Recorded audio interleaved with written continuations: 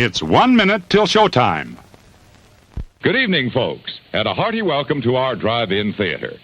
We have a wonderful evening's entertainment lined up for you, one that will provide several hours of pleasurable relaxation and diversion for you and your family. Did you fail to dress up for tonight's show? No tie, an old shirt and slacks, a house dress? Well, don't give it a thought. We're glad you came as you are. We just want you to enjoy yourselves. Don't forget to visit our refreshment center during the intermission or any time. You love the tasty array of snacks we have to offer. So will the youngsters. Everything is quality and so good. We hope you'll make this a weekly visit. Bring the family. Bring your friends. There are always wonderful new pictures to see, delightful snacks to nibble, a gay, pleasant evening for all. Oh, a word of caution. Don't drive over 10 miles an hour in the theater area for your safety's sake. And Mom or Pop, go with the kids when they leave the car. We hope you have a wonderful time. And now, on with the show.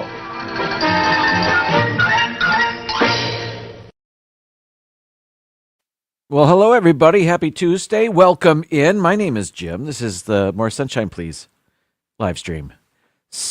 Not Sundays. Tuesdays, 7 p.m. Eastern. Welcome in. Today on the show, we're going to play our game. I've got a top 15 list, something to eat, something to drink. But before we do any of that, I want to take some time to celebrate the first 3 people that made their way into the chat for this particular live stream. So let's hand out some gold medals. Here we go to the comments. Almost there. All right. Interesting. 5:58 a.m. Congratulations. It's Joey's World. No jump yet. Oh, and then down here, there was a jump. Well, didn't affect your 5:58 gold medal winning post. Paul Eichenlaub, congratulations on your silver medal. That was at 9:17 a.m. And then for bronze at 9:37, Mr. Fulton Mraz. Oh, in the hospital, knee surgery. We will be thinking of you. Best of luck with that. I don't know if you're watching now. If you are, you got this. Stay strong. I know you will. The doctors say overnight tomorrow. Yes, do what the doctors recommend. Feel better soon.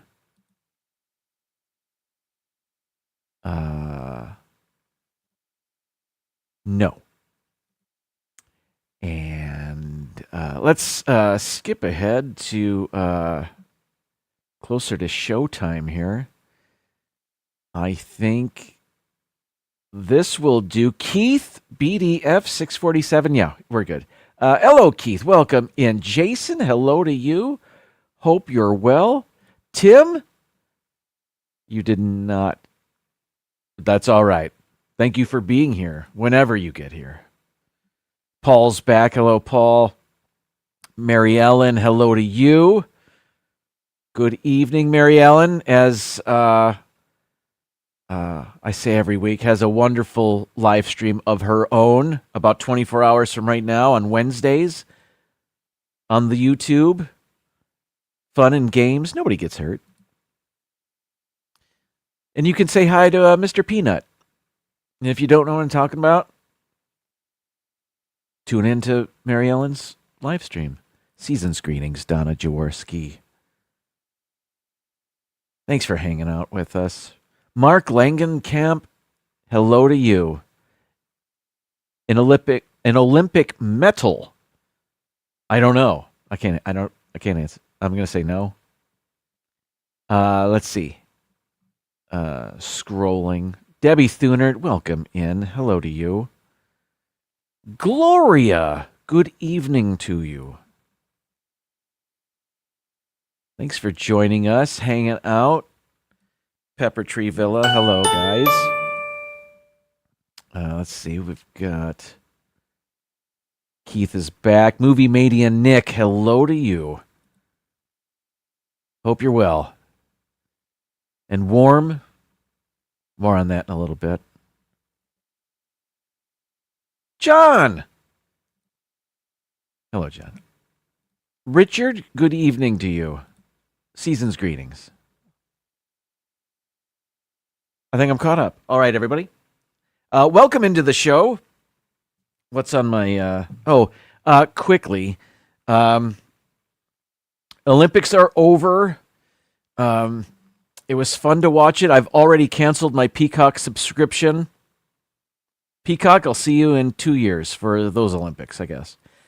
And it was great fun. The last event was men's hockey, and came out victorious there. Overtime goal. It was great fun.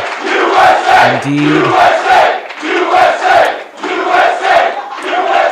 And I have been watching YouTube videos of people talking about the game from the Canadian perspective. And if you saw the game and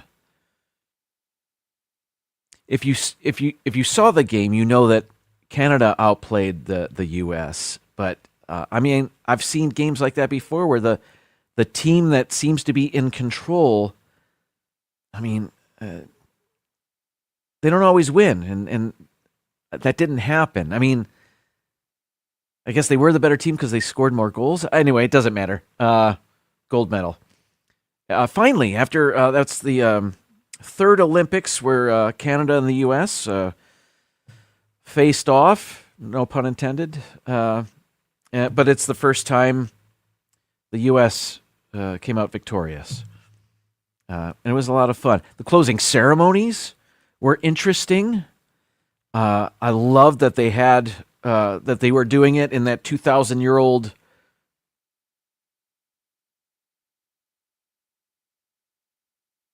stadium. I guess it's a stadium. Yeah. But the opening and closing ceremonies for the Olympics are always a little head scratching. It's always a little weird, but fun. It's fun to watch it and go, oh, what is that? They thought people would like that? Stuff like that. Anyway, that was the Olympics. Very cool. If you paid attention to my I'm switching gears now. If you paid attention to my thumbnail, you know, maybe you don't know. Anyway, I'll just mention it. Spring training has begun here in the state of Florida. The Grapefruit League has begun. I think I'll start over. February 20th was the first couple of games of spring training. I happened to go to a spring training game the following day. It was Saturday. Tigers at Yankees right here in Tampa. And am I ready to show this? Here we go. There I am. This is in Tampa at George M. Steinbrenner Field, the longtime home of New York Yankee spring training. It used to be called Legends Field, and then they renamed it after George Steinbrenner a few years ago. And this is the stadium that the Tampa Bay Rays played their home games in last season because the hurricane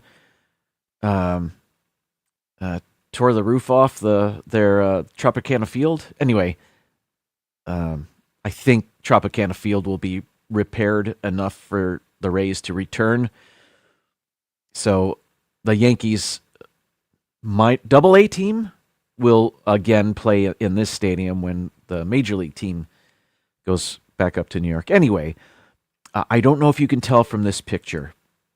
Maybe you can tell from the guy over my left shoulder there with his forehead in his palms. It was hot. And it hadn't been hot until that day, seemingly. Our seats were not in the shade.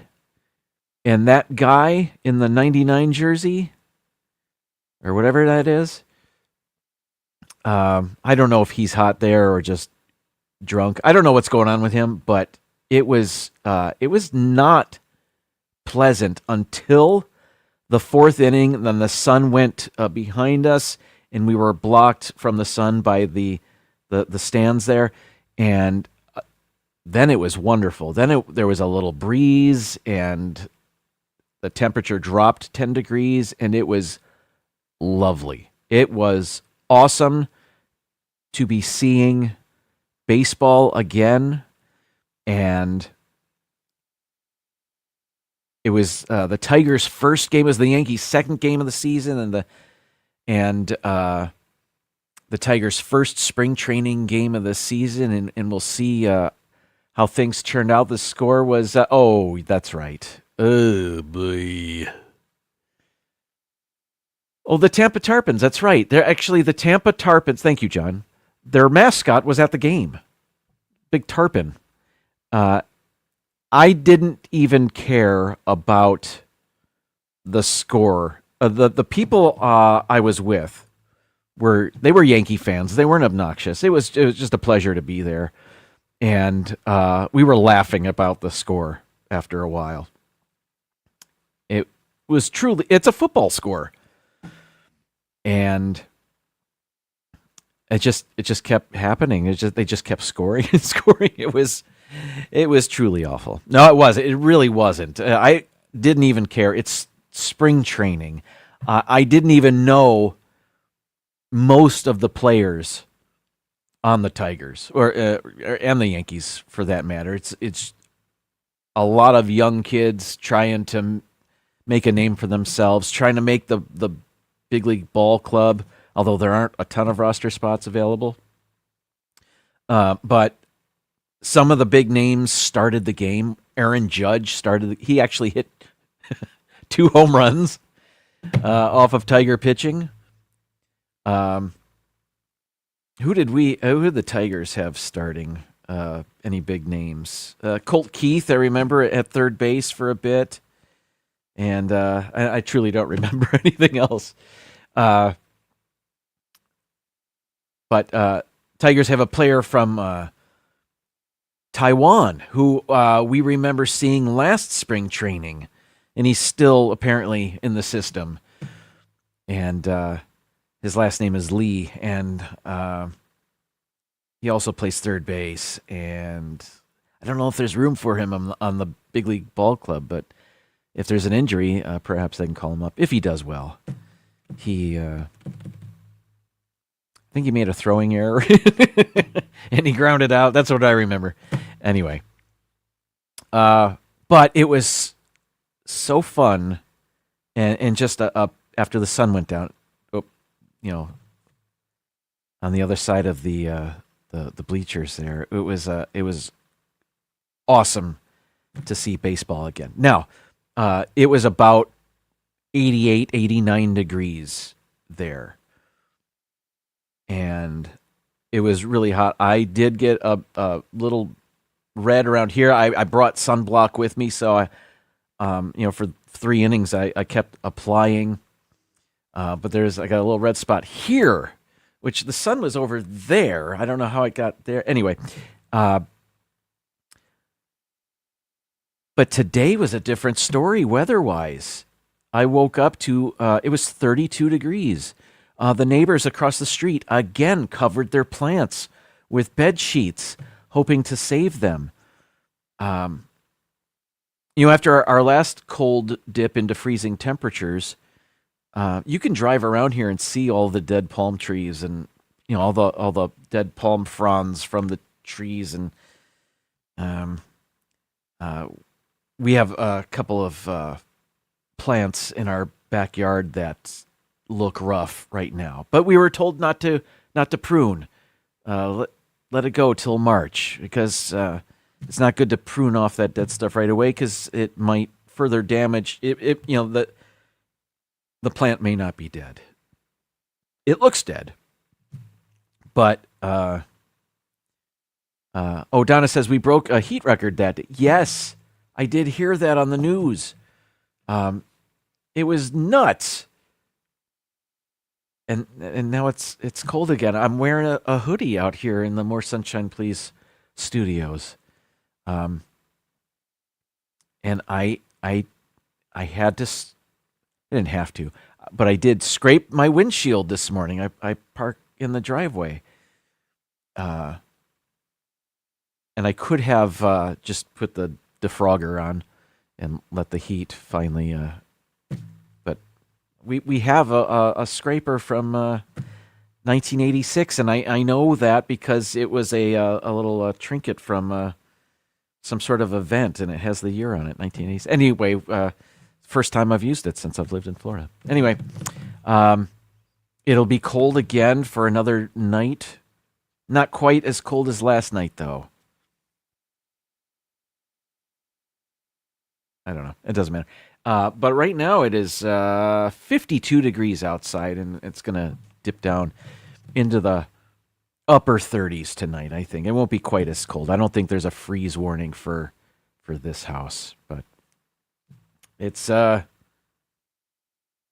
has been the coldest winter since we've lived here in Florida, so it's interesting. All right, let's move on. Speaking of coffee, was I? Great coffee is easy, Mrs. Olson. Coffee's for closers only. I set high standards for myself. I set high standards for my coffee. Picks you up, calms you down. It's the lifeblood that drives the dreams of champions. I just remembered I forgot something. Anyway, I'm drinking coffee. This is Starbucks. I forget which roast it is, but it is in the More Sunshine Please mug, courtesy of Pepper Tree Villa. And it makes coffee taste 38% better, so I appreciate that. I forgot to mention the Tigers debuted their new alternate uniforms. I'll just show you really quick. I guess after 2 years of asking fans and some research, they're not getting rid of their classic whites or their road grays, but they will wear one of these in assorted home and away games. And they'll wear them throughout spring training, I understand. I don't know. It's okay. All right, that's it. Today's coffee break. I'm going to talk about my top 15 list right now. I'm not going to display it right now, but today's top 15 list is about trademarks, weird trademarks. And this will be the third such list I've made. I counted down colors that were trademarked and sounds that were trademarked, and like this one. And anyway, as I was putting together the list for later in the show, I came across this trademark. It's not part of my list, but it's part of the coffee break. Am I ready? I came across this trademark, and it's called Coffee in a Cone. I had never heard of it. I'm not exactly sure what it is. I can't believe it was trademarked. But Coffee in a Cone, was it patented? No. Was the design of it registered? No. The name was trademarked. So you're looking at a picture of it. I actually have a better picture as well. It is coffee in a waffle cone that is coated with chocolate, so it doesn't seep through the cone immediately. I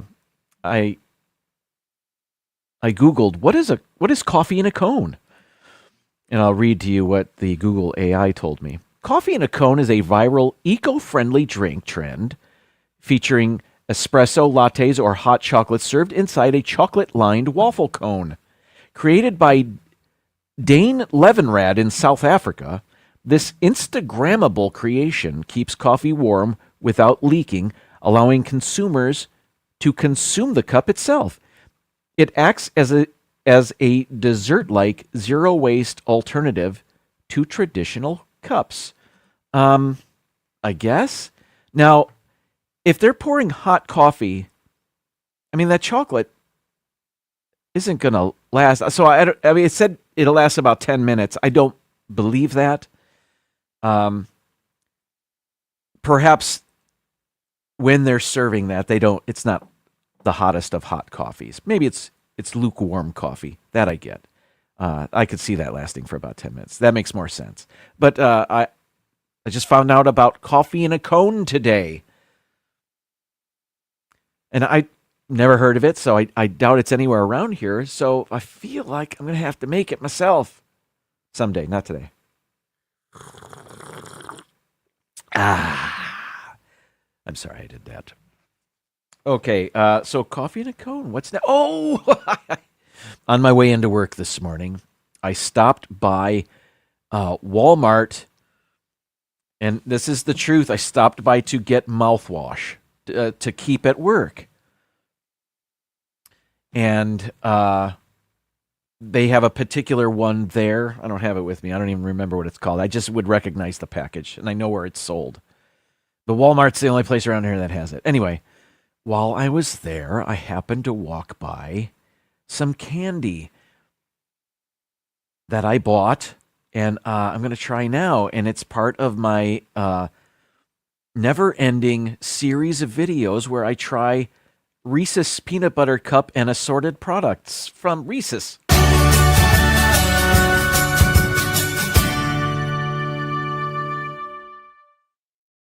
And I saw this, and first of all, I couldn't believe I've never tried it. Certainly, it's not a new product. But I can't remember ever trying it, so I bought it, and I'm going to try it right now. I've been waiting all day to do this. Here it is. It is the Reese's Big Cup Marshmallow. And I called it mallow. I usually say marshmallow as if it's MELLOW, but when I look at the word, I once again remember it's marshmallow. But I never say it like that. Milk chocolate and peanut butter with marshmallow flavored filling.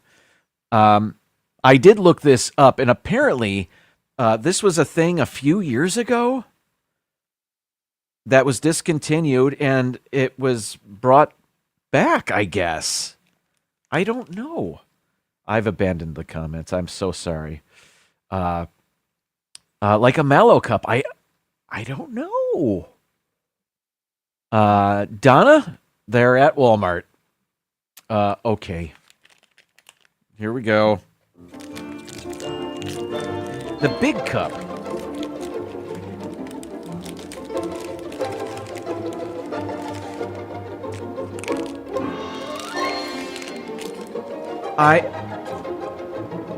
I'm hoping there's a bit of a s'mores feeling to this, flavor to it.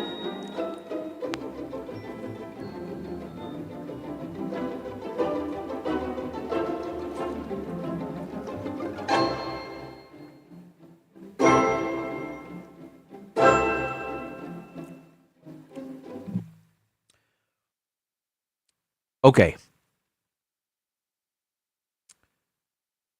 Like every other variety of Reese's where they've added something to it, it just makes the Reese's Peanut Butter Cup twice as sweet. It's like that with the fudge and the PB&J, the caramel or caramel, if you will. Same thing with the marshmallow here. And I mean, of course it's going to be sweeter. They're pumping marshmallow into it. There is a tiny hint of that s'mores flavor you get because of the marshmallow, which isn't bad. It's just too sweet. Again, the regular Reese's Peanut Butter Cup, the classic, the same one that we've been enjoying since 1734 or whenever it was invented. It's good, of course. Of course, I'm going to finish this. But I don't think I'll need to get this again. Loved trying it. I love trying the new flavors, but it's too sweet. I don't need the marshmallow in here. Yeah, I'm gonna push that aside. It's so sweet. And there's not a ton of the marshmallow in there. It's just they knew what they were doing because any more would be way too much. And I know that I don't have people can tolerate sweet more than I can. I love the balance that the normal Reese's cup has. Thumb up, sideways, I guess, if that's a rating. I don't know. It's not bad. So I'll say that. Okay. All right. Intermission time. Let's do this. This is a quick one. All right. Be right back. It's intermission time. Time for that stretch you've been wanting. You'll find our snack bar chock full of good things to eat and drink. Tasty, tempting hot dogs, thirst-quenching soft drinks, fresh, crunchy popcorn. You've plenty of time, so visit the snack bar now. All right, everybody. Welcome back. Let's play our game, Chrono Photo.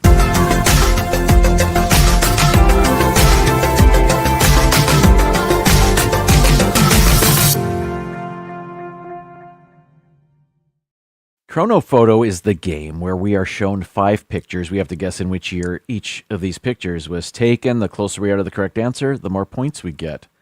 If we get it correct, they gave us 1,000 points. 5,000 points for the game is a perfect score. We're looking to do that. We can guess anywhere from the year 1900 to 2025. That's the range in which we can guess. At the bottom, underneath the picture here is a little slider. This is where I put in the year that we're going to guess, and then I click the submit button, and it tells us if we were right or not. And then it gives us points accordingly. Okay, here is our first picture. Oh, please put your guesses in the chat. I'm going to take a look at those. And I'm going to go back here, back to the comments. Take fives are good. Yes. If I can just, while you're looking at the picture, I'll zoom in. When we tasted all those Reese's candy bars and whatnot, I was surprised at how much I liked the Reese's Outrageous bar. Not the Nutrageous, the Outrageous bar, which has little Reese's pieces in there. I just got done telling you how I don't like anything too sweet, but that was surprisingly good. I have purchased that again. Not often, but I have. Okay. We are looking at some Christmas decorations hanging above a street. There is a marquee in the background. Looks like a Jerry Lewis movie is playing.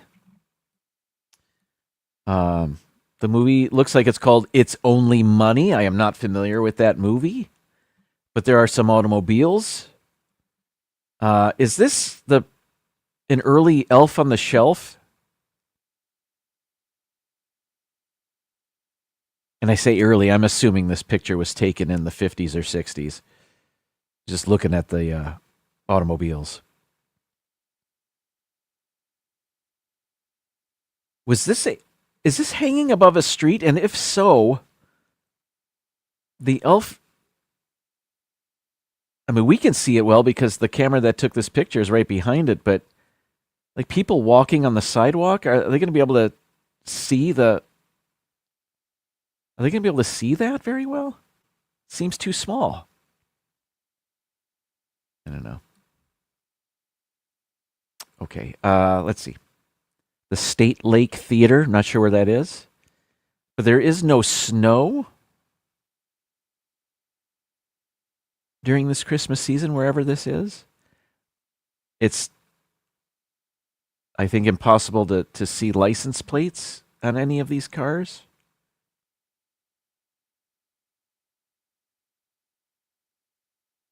It looks like the elf got knocked around a little bit on the elbow there. It's not its first season hanging from the garland.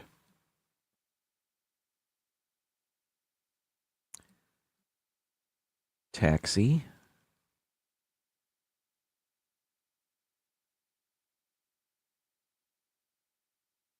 I guess if anybody knows when that movie came out, we'd have our answer. All right. I don't know if you remember from last week. I told you I have a new mouse that controls 3 computers, so I got to make the switch over so I can look at the chat on my second computer over here. Okay.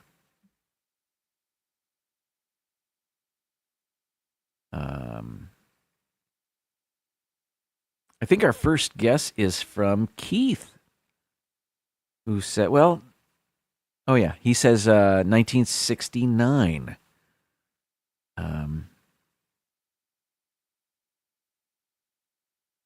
62, 66, another 62, a third 62, 1970, another 1962, 71.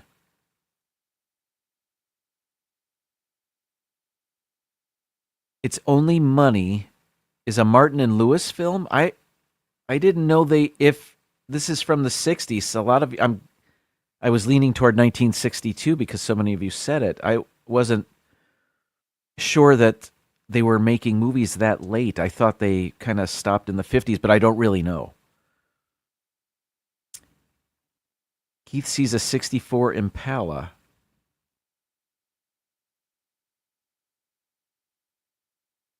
Well, I'm going to go 1962 because so many of you said that. Switching the mouse. Here we go. Oh, I only have to move it one little click here. Survey says, I think it says the photo was taken in 1964. Well, how about that?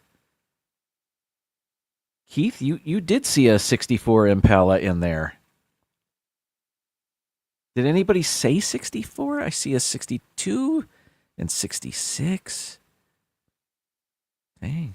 Well, all right. We got 849 points. Let's go to picture 2. Did I not click the button? Or are we getting the same picture again? There it is. Okay. Having the same picture twice in a row would be crazy, but very helpful. Okay. Okay.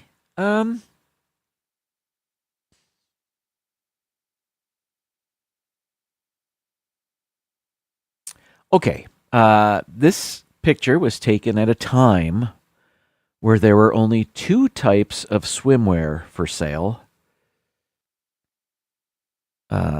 You had solid black or prisoner stripes.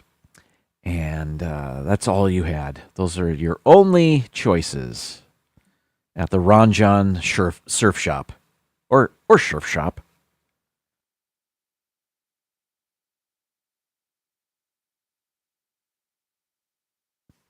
Okay. Well, all right. I'm going to say this is 1930s or earlier, certainly.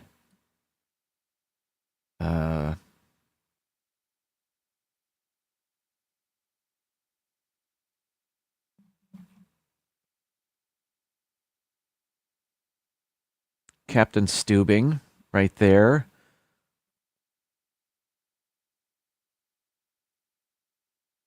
And it looks like the swimsuit that everybody, I mean, they had one style and everybody's wearing it.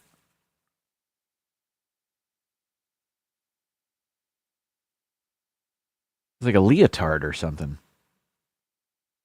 Is anybody wearing anything different? I don't think so. Oops. Somebody might have a belt back there. Well, that's different. Is that a little changing booth?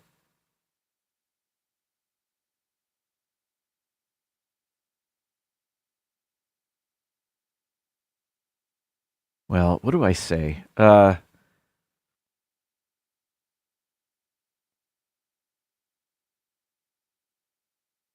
Nice hat. This is, goes without saying, but I'll say it. This is an old picture. I'm going to say 1920. I don't know. That's my guess.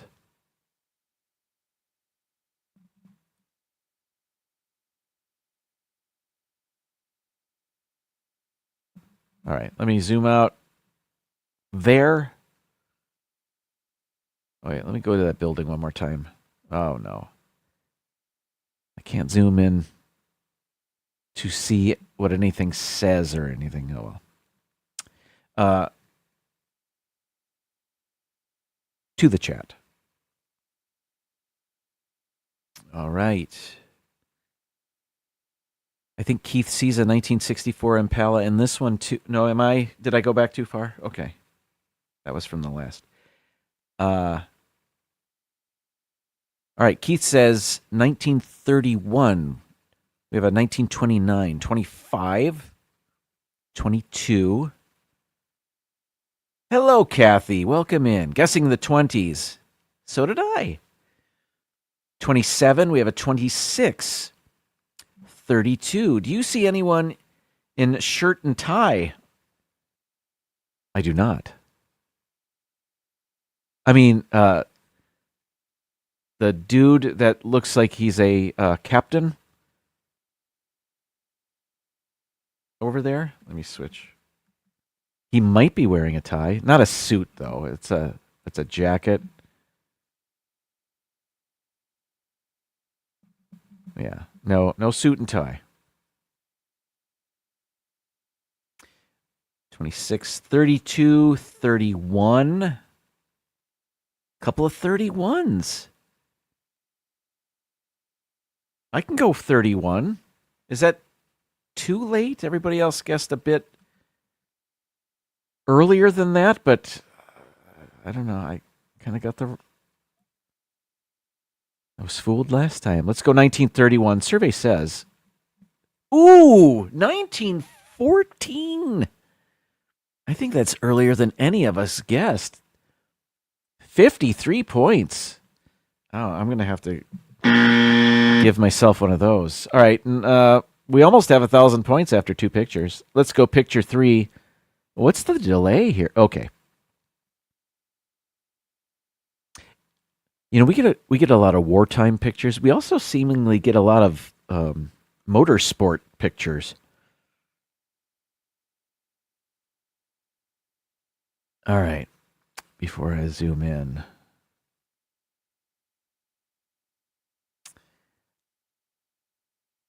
Just a quick glance at this before I zoom in on anything. I'm getting maybe late 80s, early 90s. The ambulance looks like the one that Burt Reynolds and Dom DeLuise had in Cannonball Run. No, that was more orange, wasn't it? Okay. There's the Dodge team. Can't really tell who's celebrating a victory up here.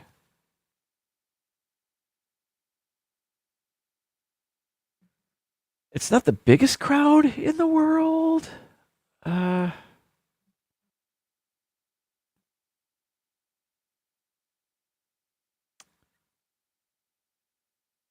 right. Let's see.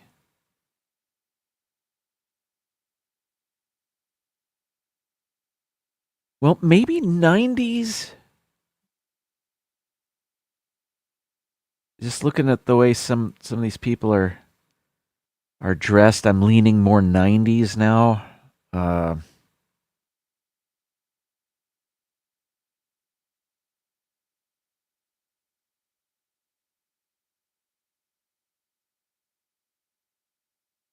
This one's tough. Tough to nail down.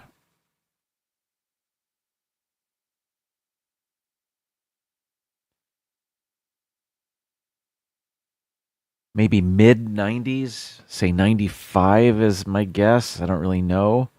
I see a plastic soda bottle as opposed to a glass one. So again, 90s. but it might be last year. I don't know. I'm not having the best chronophoto day. There's cars in the background next to the ambulance. I didn't really pay attention to that before.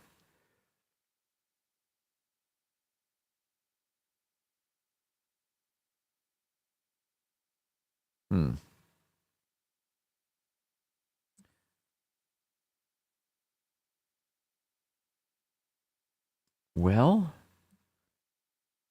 what does the sign say behind them? Does that say something sport? Mo Sport? Mr. Sport? I don't know what that says. M Sport?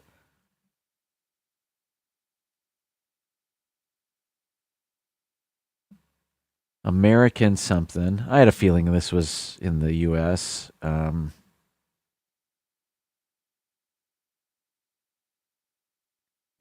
Castrol Syntec.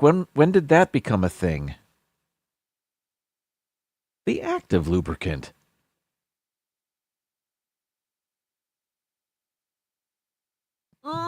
Coffee. Well, to the chat.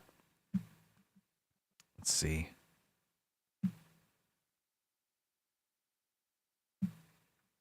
Where's my mouse? Oh, there it is. Okay. Let's see. I think Keith has our first guess. 1985. We have an 87.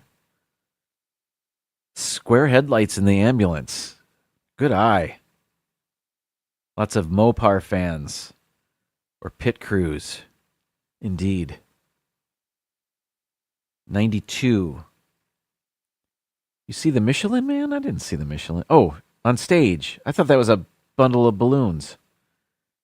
I think you're right. I think that is the Michelin Man. 87, 95, 97, 99, 86. Mo Sport, maybe in Canada. Interesting.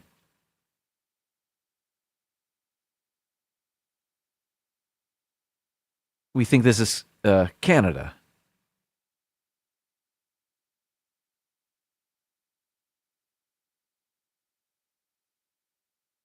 All right. There are more cars back there in the far distance. I don't know if that's going to help us. Let's see.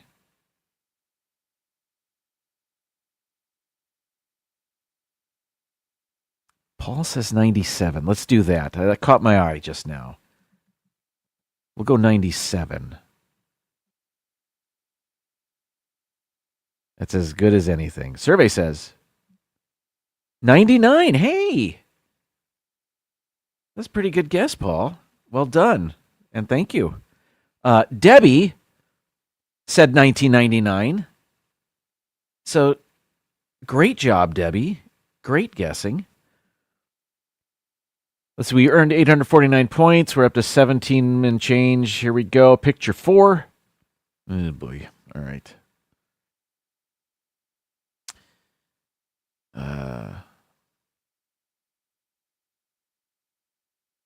Interesting. This is the dining hall at Hogwarts, right? I think we all know that. Zooming in. Everybody was told to turn to the camera. Nobody was told to smile.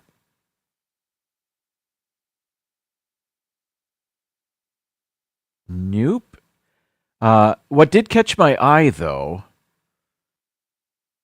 were the shapes on the panels on the wall.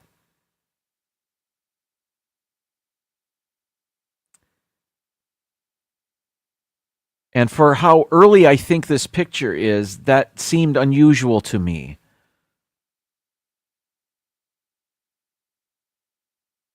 I know there was an art collective in, I think, Germany called the Bauhaus. And it was avant-garde, I think. I don't know when it happened, and I don't know if this is it, but seems like they would have shapes like that. I know nothing of that, of the Bauhaus, other than a band named themselves after them in the 80s.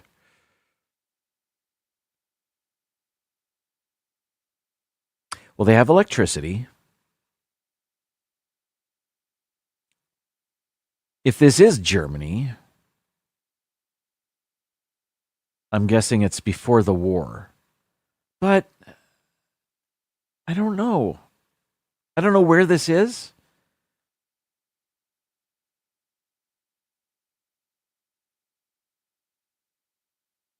I don't know what they're doing. Are they playing bingo? Is that what this is? B11. Oh, are those Chinese lanterns? What is this place?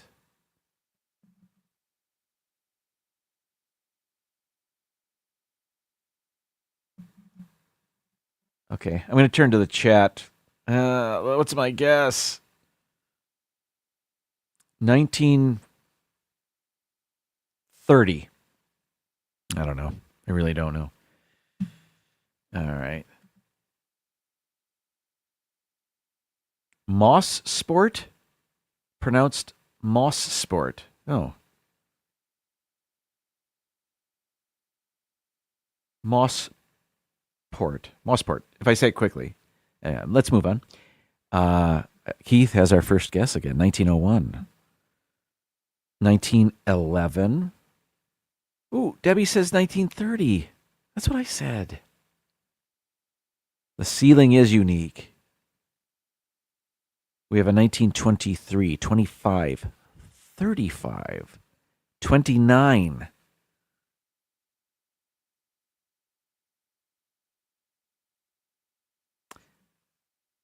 Well, I said 1930. Debbie said 1930. And I think Debbie is on a hot streak right now. I might go 1930. Yeah, I am. Here we go.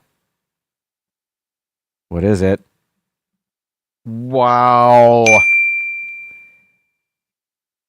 I don't know if Debbie's Googling. I know I'm not, so I'm very proud of myself. But it was just a shot in the dark for me. Debbie, great job. 2,751 points. Let's go to our final picture of the day. Okay.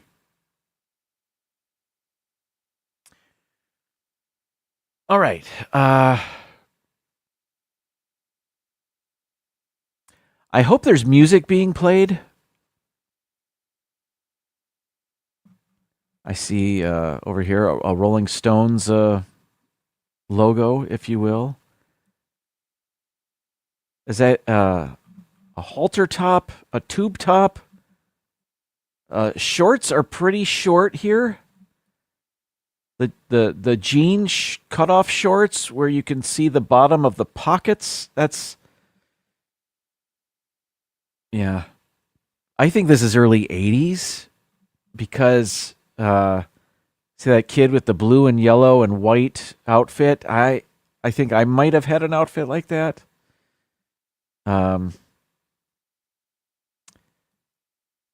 Tube socks, yellow stripes on there. All right.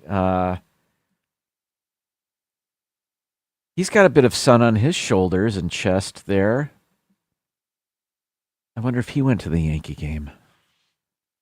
Okay. Yeah, this shorts are pretty short here. So this is before, like, I want to say 86, 87 is when Bermuda shorts became a thing and the style of shorts lengthened. This is like 1984 or 85. Flip-flops, Nikes. Let's see. Anybody else?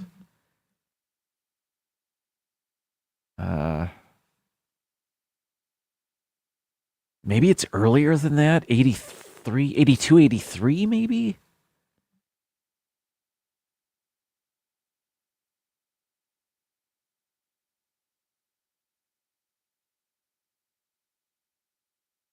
I think might be earlier. I can't tell if that red shirt on the left is mesh, because that was a thing for a minute in the early 80s. That little kid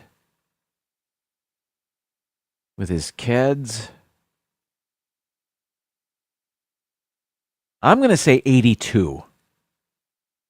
That might be too early. No, I'm going to say 82. And these folks are as high as a kite. 82, I mean, that Rolling Stones logo, their album Tattoo You was huge, and that came out in, I think, 81 maybe, and if they were touring to promote it, that would have gone into 82. This is clearly in the summer somewhere. I'm going to say 82. I don't know about any of you. Let's see, though, what you have to say. Okay. Keith, first guess, as always, today. Thank you, Keith. We have... Where'd it go? Oh, 1972. We have a 79. 1980. Debbie said 80, so it's probably 1980. She is en fuego. 77, 78, 76, 70, 73. Rob Fuzz is here. Say hi to Rob Fuzz. Hello, Rob. Rob says 83. I said 82. 79. Wow. So it's even, and there's a few 79s here. Well, a couple. 74. 79. Okay, I'll go 79. As soon as there it is. Okay. 79. We'll try it. Survey says 1983. I know in my ramblings I mentioned 83 at one point. I didn't stick with it. But Rob Fuzz did. Great guess in Rob Fuzz. Another one of those for you. You've earned it. What did we end up with? 3,459 points. As always, I don't really care how we do. I just have fun playing with you guys, and I thank you for playing along with me. All right. Winner, winner, chicken dinner, indeed. What's coming up? Oh, coming attraction right now. Let's take a break. When we come back, I have a top 15 list, my third list about weird trademarked things. I could have said that better, I suppose. But anyway, we're celebrating Black History Month with this movie trailer.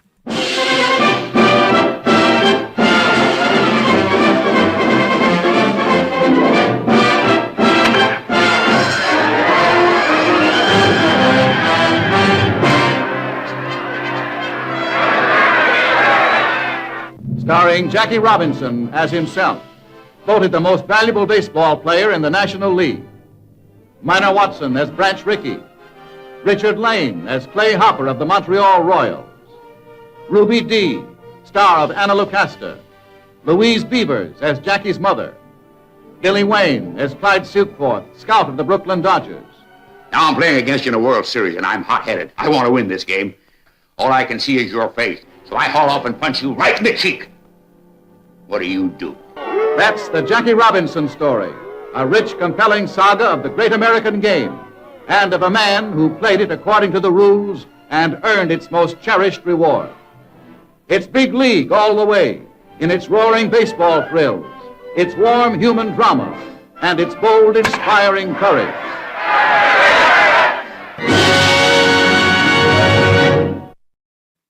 Welcome back. Interesting. I have seen that movie before. the Jackie Robinson story starring Jackie Robinson. He played himself in the movie.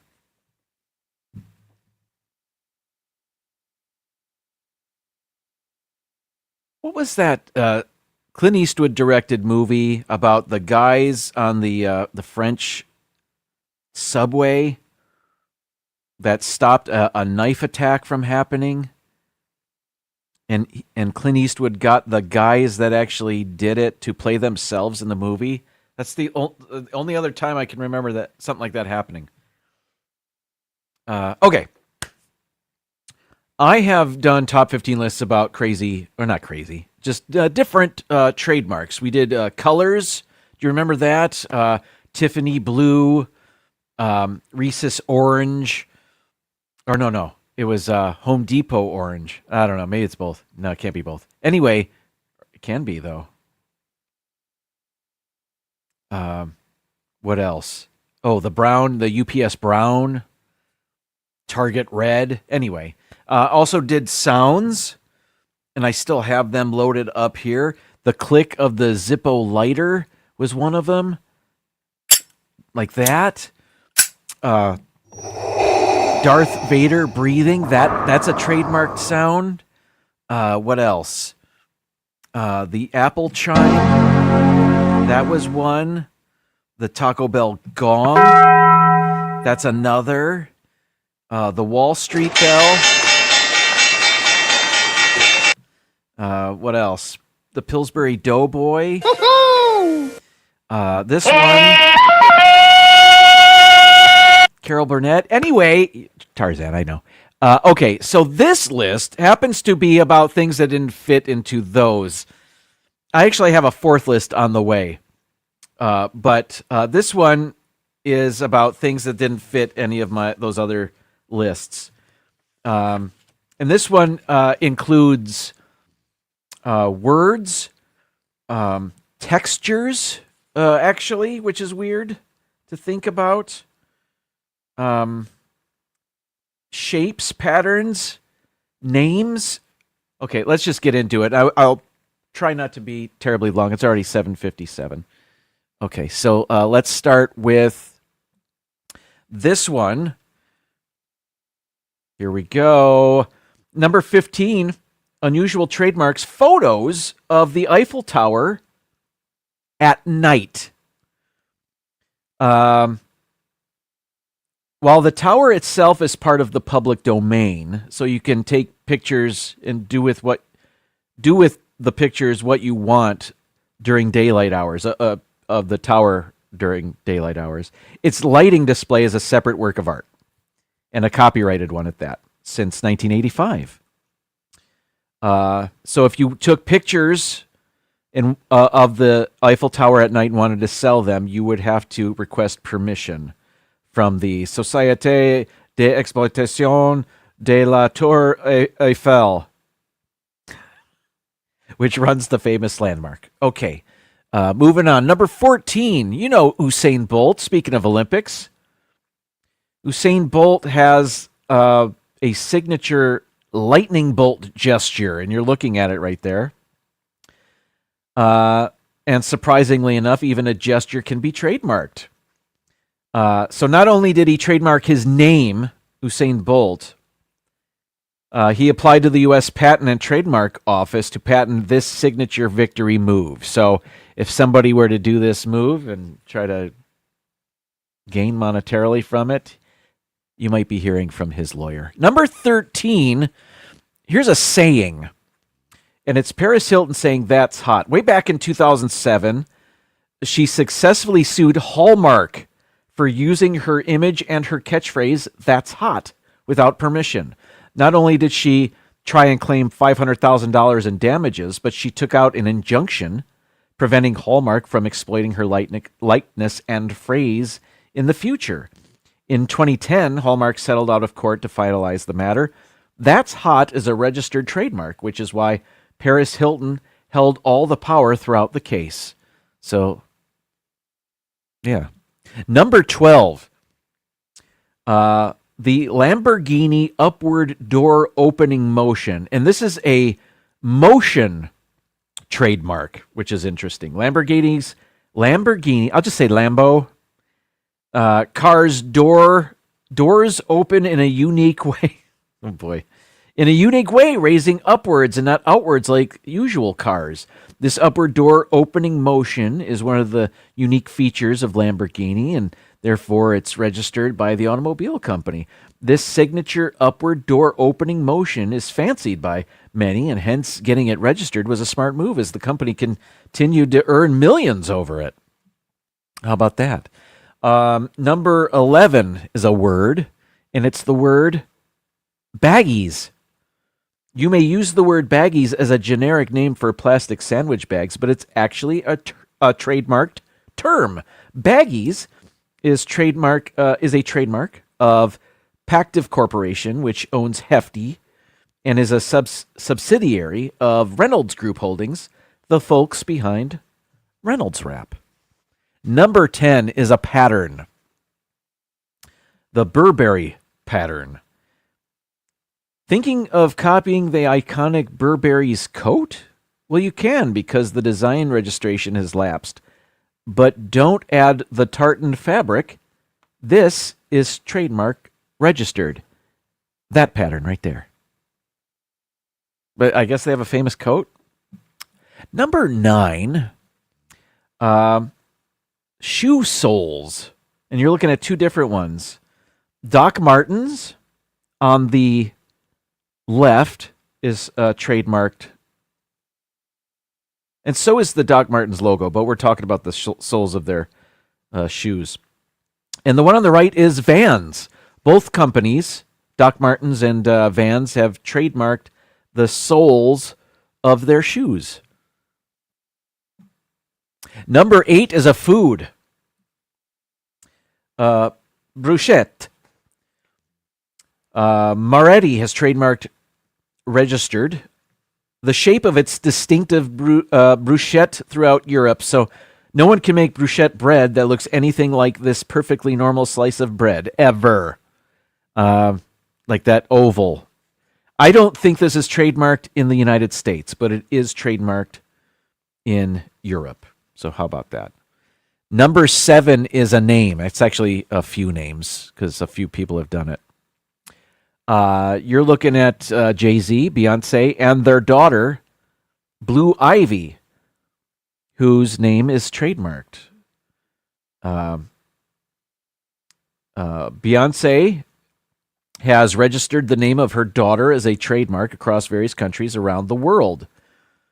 Kim Kardashian did the same thing with her children with Kanye West, which are North, Saint, Chicago, and Psalm West are their names.